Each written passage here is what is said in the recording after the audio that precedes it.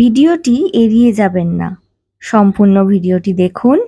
আজকে আমি আপনাদের সাথে শেয়ার করব হনুমানজির পুষ্পাঞ্জলি মন্ত্র। যদি আপনার বাড়িতে হনুমানজির মূর্তি বা ফটো থেকে থাকে তাহলে আপনিও এই মন্ত্রটি বলে হনুমানজির কৃপা লাভ করতে পারেন। চলুন তাহলে হনুমানজির পুষ্পাঞ্জলি মন্ত্রটা কি জেনে নিই। গঙ্গা জল দিয়ে হাত ধুয়ে নিয়ে হাতে ফুল নিন।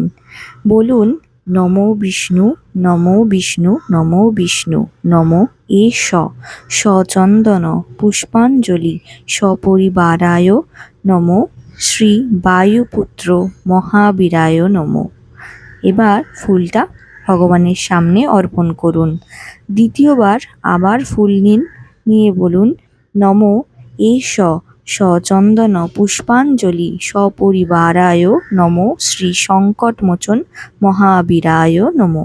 ফুলটা ভগবানের সামনে অর্পণ করে আবারও ফুল নিয়ে বলুন নমো এষ সচন্দন পুষ্পাঞ্জলি সপরিবারায় ব্রহ্মা বিষ্ণু মহেশ্বরাদি সহিত নমো শ্রী হনুমতে নমঃ।